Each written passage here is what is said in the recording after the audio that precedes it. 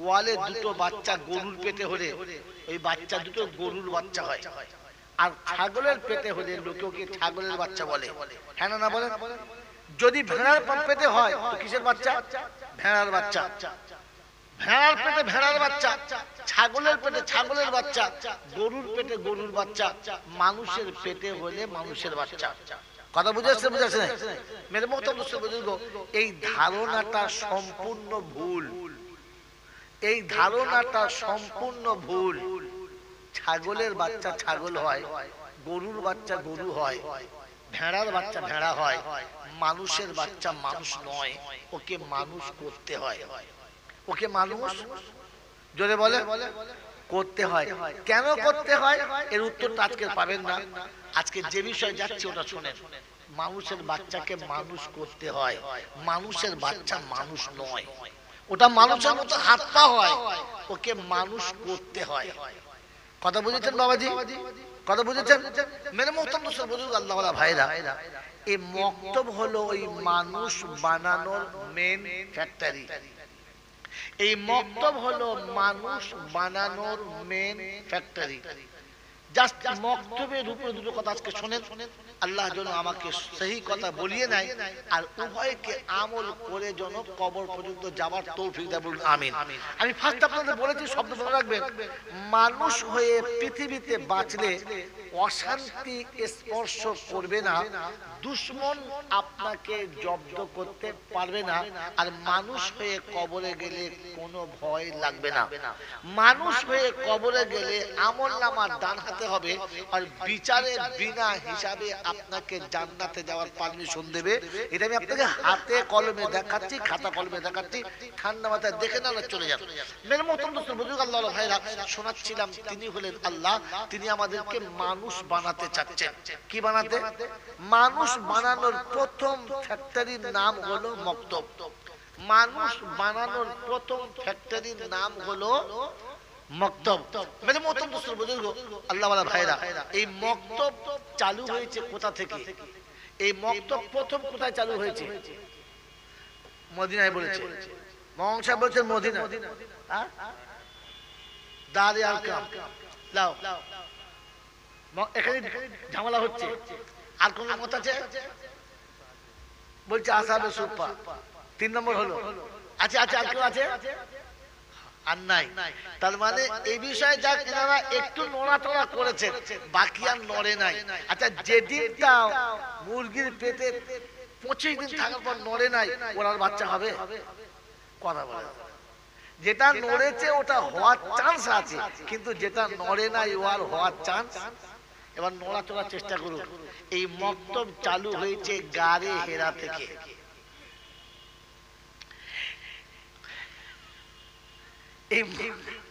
এই মক্তব চালু হয়েছে কোত্থেকে? ভুল শব্দ। ভুল শব্দ আমি বলে দেখছিলাম, আপনারা কেউ হ্যাঁ বলেন কিনা। অনেকের মনে হয়েছে কথা ঠিক না। মক্তব চালু হয়েছে আরশ থেকে। এত লম্বা কথা শোনার মতো সময় নেই, আর আমার বলার মতো মানসিকতা নেই। এই মক্তব স্টার্ট হয়েছে আরশ থেকে। সর্বপ্রথম মক্তবের মুআল্লিম হলেন আল্লাহ, আর মুতাআল্লিম হলেন আদম। ওয়াল্লামা আদামাল আসমা কুল্লাহা সুম্মা আরাদাহুম আলাল মালাইকা। সর্বপ্রথম আল্লাহ মুআল্লিম হলেন, আর আদমকে সব শিক্ষা দিলেন, আর ফের পরে মালায়েকাদের কাছে পরীক্ষা হলো। মেরে মোহতারাম বুজুর্গ, ওখান থেকে গারে হেরা এলো, গারে হেরা থেকে মসজিদে নববীতে এলো, মদিনার মসজিদে এলো, আর ওখান থেকে সারা পৃথিবী বন্টন হলো। এই মক্তবের সঙ্গে জুড়ে আছে যারা, মদিনার সঙ্গে জুড়ে আছে তারা, মদিনার সঙ্গে জুড়ে আছে যারা, আরশে আজিমের সঙ্গে জুড়ে আছে তারা, আরশে আজিমের সঙ্গে জুড়ে আছে যারা, আল্লাহর রহমতের সঙ্গে জুড়ে আছে তারা। মেরে মোহতারাম আপনাদের দেখাচ্ছি, আমি হাতে কলমে দেখাচ্ছি। এই পৃথিবীতে কোরআনের ইলম ওয়ালাদেরকে কখনো কেউ হারাতে পারে নাই, আর হারানো সম্ভব নয়। আল্লাহ পাক শুনছেন ইয়াসিন ওয়াল কোরআনিল হাকিম, ইয়াসিন ওয়াল কোরআনিল হাকিম। এখান থেকে শুনে নেন মেরে মোহতারাম বুজুর্গ, যেদিন ইসলামের প্রারম্ভে বদরের যুদ্ধের আগের দিন, বদরের যুদ্ধের জাস্ট আগের দিন সন্ধ্যাবেলা মুশরিকদের একজন মানুষ ভুল করে মুসলমানদের খেমার পাশে, প্যান্ডেলের পাশে এসে গেছে। মুসলমানরা ধরে ফেললেন, আর ধরে তাকে জিজ্ঞাসা করছে যে তোমাদের সৈন্য মোট কত? কারণ দুশমনের সৈন্য জানা গেলে, তার ক্ষমতা বোঝা গেলে যুদ্ধ করা একটা কৌশল আলাদা বার করা যায়। তাকে যত রকম ভাবে জিজ্ঞাসা করছে, যত রকম ভাবে ভয় দেখাচ্ছে, সে কোনো মতে বলবে না যে আমাদের এতটা সৈন্য আছে, বলবে না। এই যখন একটা হট্টগোল চলছে, এই সময় বিশ্বনবী জনাবে মুহাম্মদ রাসূলুল্লাহ সাল্লাল্লাহু আলাইহি ওয়াসাল্লাম বললেন, কি ব্যাপার চিল্লাচিল্লি করছো, কি হয়েছে? কি বললে, হযরত একজন মুশরিক আমাদের প্যান্ডেলের পাশে এসেছিল, ধরে ফেলেছি, ওকে এত জিজ্ঞাসা করছি যে কত সৈন্য তোমাদের আছে বলো। ও বলবে না। আল্লাহ নবী বললেন, আমার কাছে নিয়ে আসো। ভদ্রলোককে রাসূলের সামনে নিয়ে গেলেন, পাশে বসালেন আর বললেন, ঠিক আছে, তোমাদের সৈন্য বলতে হবে না, প্রতিদিন রান্না করার জন্য কতগুলো উট জবাই করো? তো বললে 100টা। কত? 100টা না, ভুল হচ্ছে, 10টা। কত বলো? 10টা। আল্লাহ রাসূল বললেন, লোকটা ছেড়ে দাও, লোকটাকে ছেড়ে দাও, ছেড়ে দাও। ছেড়ে দিলেন, আর ছেড়ে দেওয়ার পরে বললেন, যাও তুমি নিরাপদে তোমার দলের কাছে চলে যাও। চলে গেলেন। আল্লাহ রাসূল বললেন, সৈন্য আমাদের দুশমনদের সৈন্য হলো 1000, কারণ একটা উট জবাই করলে মোটামুটি 100 জন মানুষ খেতে পারে। অতএব 10টা উট যদি জবাই করে সৈন্য কত? এই হিকমতটা কোরআন শিখিয়েছে। তিলকা আশারাতুন কামিলা, এখান থেকে নোকতা বার হয়েছে। এই কোরআন শিখিয়েছে। এই জ্ঞান পৃথিবীর কোন ফিলোসফারের কাছে নেই, কোন সায়েন্টিস্টের কাছে নেই, পৃথিবীর কোন অত্যাধুনিক বিদ্যালয়ের কাছে নেই। এটা অনলি ফর শুধু থাকলে কোরআনে আছে। এটা কোরআনের বদৌলতে আল্লাহ নবী সেদিন বার করে দিয়েছিলেন যে দুশমনের সৈন্য 1000 আছে। কথা বুঝে আসছে? কোরআনের ইলম সারা জীবন উপরে ছিল, উপরে আছে, আর উপরেই থাকবে, উপরেই থাকবে। আল্লাহ রাসূল সাল্লাল্লাহু আলাইহি ওয়াসাল্লাম যেদিন মদিনায় যাবেন, হিজরত করবেন, দুশমন চারিদিকে পরিপূর্ণ ঘিরে গেছে। আল্লাহ রাসূলকে খবর দেওয়া হলো, জিবরাইল শুনিয়ে দিলেন যে আপনি এখান থেকে মদিনায় সফর করে চলে যান। বিশ্বনবী জনাবে মুহাম্মদ রাসূলুল্লাহ সাল্লাল্লাহু আলাইহি ওয়াসাল্লাম ঘুম থেকে উঠে বসলেন, যাওয়ার জন্য প্রস্তুতি নিলেন। আর প্রস্তুতি নিয়ে ভাবলেন যে বহু মক্কার মানুষের মাল আমার কাছে আমানত আছে, আমানতের মাল মালিকের কাছে পৌঁছে না দিয়ে যাওয়াটা বাঞ্ছনীয় হবে না। যারা নবীর রক্তের পিপাসু, যারা রাসূলের রক্তের পিপাসু, তাদের আমানত পৌঁছে দেওয়ার জন্য বসে ফিকির করছেন। ইসলাম এর নাম, মুহাম্মাদুর রাসূলুল্লাহ হলো এর নাম। জোরে বলো সুবহানাল্লাহ। এ বাবাজি, যার দরজার সামনে দুশমনে উলঙ্গ তরবারি নিয়ে দাঁড়িয়ে আছে, তার আমানতটাকে ফিরিয়ে দিতে হবে, এই ফিকিরে তিনি এখনো বসে আছেন, উঠছেন না। হঠাৎ মাথায় এলো যে এই জায়গাটা কভার করার মতো একজনই আছে। তিনি হযরত আলীকে ডাকলেন, ভাই এখানে এসো, আমার কাছে এসো। কাছে গেলেন, কি খবর? বললে, শোনো, আমি রাতে হিজরত করে চলে যাচ্ছি, আল্লাহ অনুমতি দিয়েছেন, আমাকে চলে যেতে হবে, কিন্তু এই লোকের মাল আমার কাছে আমানত আছে, এটাকে তুমি সকালবেলা তার বাড়িতে পৌঁছে দিয়ে তারপরে হিজরত করবে। এই গোলাবাড়ির যুবকেরা, যার দরজার চারিদিকে দুশমন এমনি করে ঘিরে আছে, তার মালের আমানতদারি একজনকে দিচ্ছে।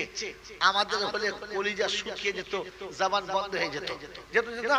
আশিক রাসূল কাকে বলে, নবী প্রেম কাকে বলে, ভালোবাসা কার নাম, এটা তার নমুনা। হযরত আলী কারামাত বললেন, ইয়া রাসূলুল্লাহ, ইয়া হাবিবাল্লাহ, আমি এই আমল করতে তৈরি, কিন্তু আমার একটা শর্ত আছে।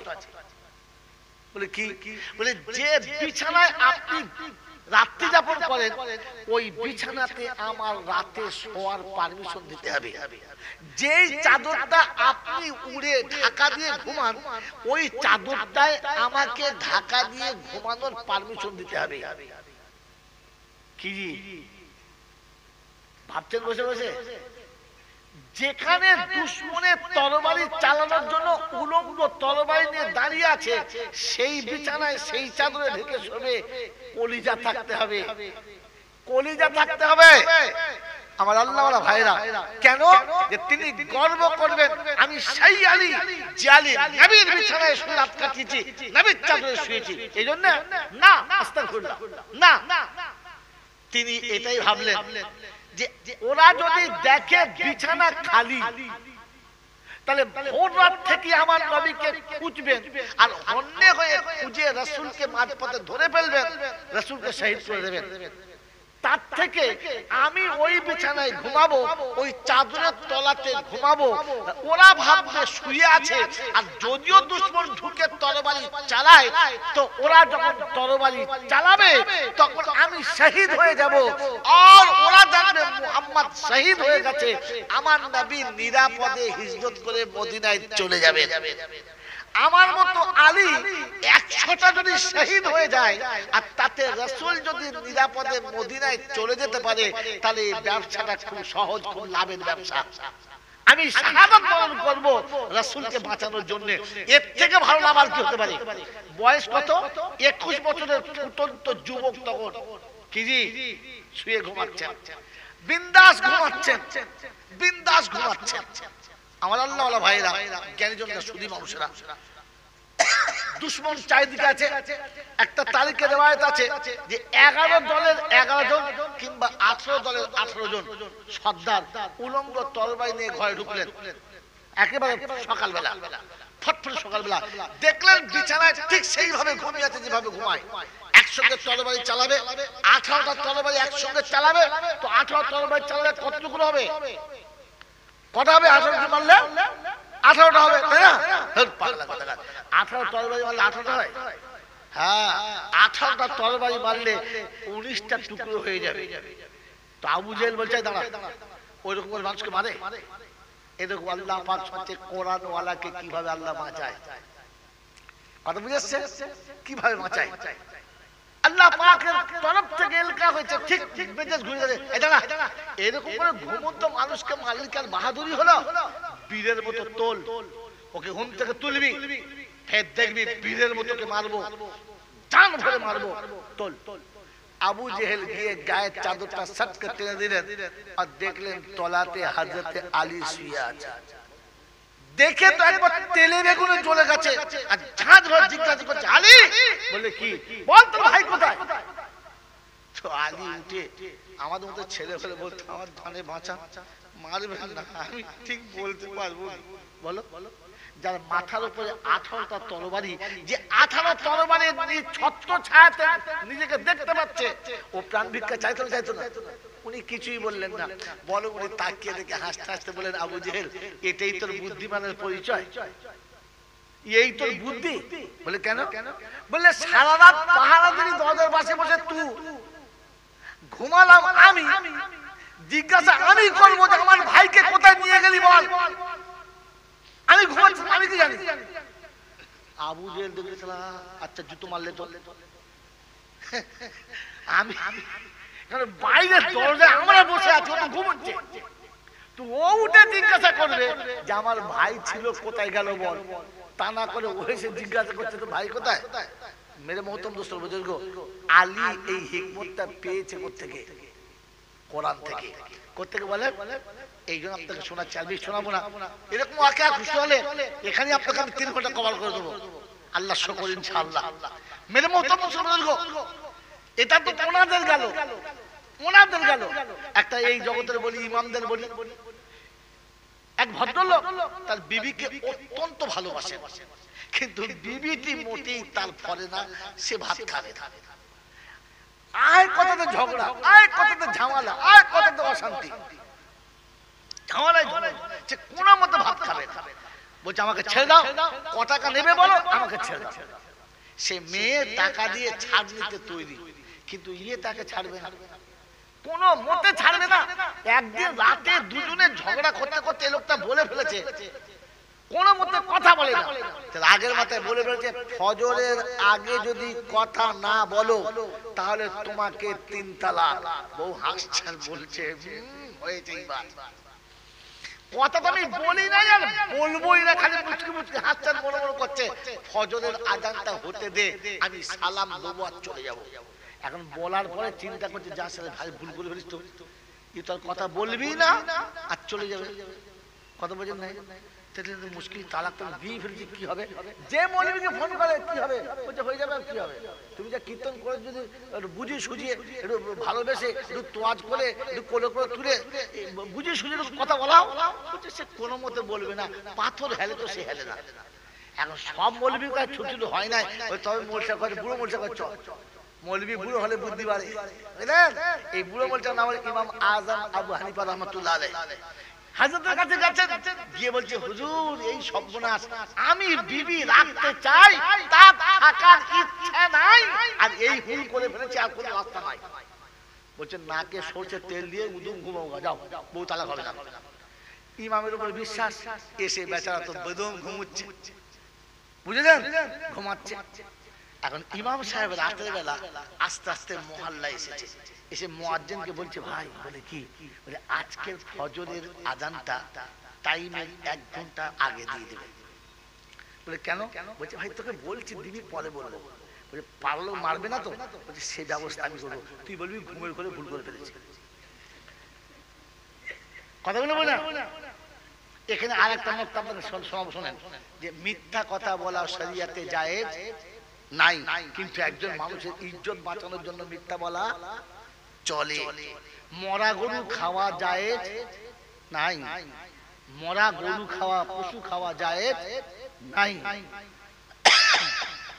ইন্নামা হারামা আলাইকুমুল মাইতাতা, কোন মুর্দা খাওয়া জায়েজ নাই, তবে প্রাণ বাঁচানোর জন্য মুর্দা বস্তুর গোশত খাওয়া জায়েজ আছে। তবে শুয়োরের গোশত না, গরু, ছাগল, মুরগি খেতে পারে জান বাঁচানোর জন্য।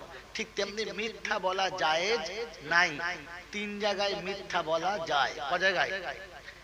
যখন কোন মুমিনের ইজ্জত বাঁচাতে, কোন মুমিনের প্রাণ বাঁচাতে আর সংসার বাঁচাতে বিবির কাছে মাঝে মাঝে মিথ্যা কথা বলা যায়।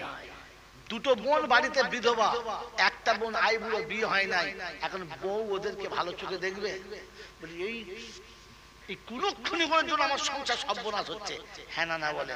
শাড়ি যখন কিনবেন একই দামের কিনবেন, পারলে ওদের একটু বেশি দামের কিনবেন, আর এর কালারটা আলাদা নেবেন, সবাইকে সামনে দেবেন, বইটা আলাদা বলবেন এটা সরিয়ে রাখো, এটা তোমার জন্য খাস করে এনেছি, ওদের দেখাবে না, সরিয়ে নাও। যখন বলে সরিয়ে নাও, কোমাল তখন বুঝে মনে স্পেশাল কিছু একটা হবে, কিন্তু ভোকাস কোম্পানি মোটেই ভালো না। তোমরা সামনে বসেছো, অন্যায় করছো, মা একটু আড়ালে বসো, নিয়েছিলে সামনে। কি বলেন জি? এই জন্য মাঝে মাঝে বিবিদের সামনে মিথ্যা বলা যায় আছে, তবে এরকম মিথ্যা বলো না আমার বাবার 30 বিঘা জমি আছে, গিয়ে দেখে সালা মাঝিকে দেখায়, এরকম মিথ্যা বলো না। কথা বুঝেছেন? সংসার বাঁচাতে ইমাম আবু বলেন, ভাই একটা কাজ করুন, আর বলছে পাড়া লোক বলে আমি দেখে নেবো। ঠিক আছে। এখন এ তো একদম সেজে গুজে ব্যাগটা গুটিয়ে রেডি, আজান দিই পালাবে। যেমনি মুয়াজ্জিন আজান দিচ্ছে, সালাতু খায়রুম মিনান নাওম, আসসালামু আলাইকুম, চললাম, বুঝলেন, আপনার সঙ্গে আমার সম্পর্ক শেষ, চলে যাচ্ছি। ও ঘুম থেকে উঠে কাঁদছে, বলছে সর্বনাশ, ইমাম সাহেব আমাকে ঠকালো, বললে বউ তালাক হবে না, হয়েই গেল। কাঁদতে কাঁদতে ছুটে ইমাম সাহেব কাছে, ওই ইমাম সাহেব সর্বনাশ হয়ে গেছে। বলে কেন? সে বউ পালাচ্ছে। পালাবে কেন? বলছে আজানের পরে কথা বলছে, আগে বলে নাই, তার মতো হয়ে গেল। বলছে হয় নাই, যে মুয়াজ্জিনকে ডাক, মুয়াজ্জিন ডেকে, তোর বউকে ডাক, বউকে ডেকেছে, বলে আপনি বসুন, আপনি এই বলেছিলেন? বলে হ্যাঁ। আচ্ছা মুয়াজ্জিন আজান দিয়েছেন? বলছে হুজুর ভুল করে 1 ঘন্টা আগে আজানটা দিয়ে ফেলেছি, আজানটা ভুল হয়ে গেছে, আজানটা জোরে বলেন ভুল হয়ে গেছে। তখন বউ চিন্তা করছে, আমি তো কথা বলেই ফেলেছি, আর তালাক হবে না। শোবে সাদেকের আগে কথা বলে ফেলেছে, আর শোবে সাদেকের আগে কথা বললে তালাক হবে। বলে হাত হাত, এইটা কোরআনের বরকতে। কিসের কিসের বলে? এই মক্তব হলো তার প্রথম ঘাঁটি। এই কোরআনের প্রথম ঘাঁটি হচ্ছে মক্তব। মেরে মক্তব, এটা স্কুল মাস্টার দিলে না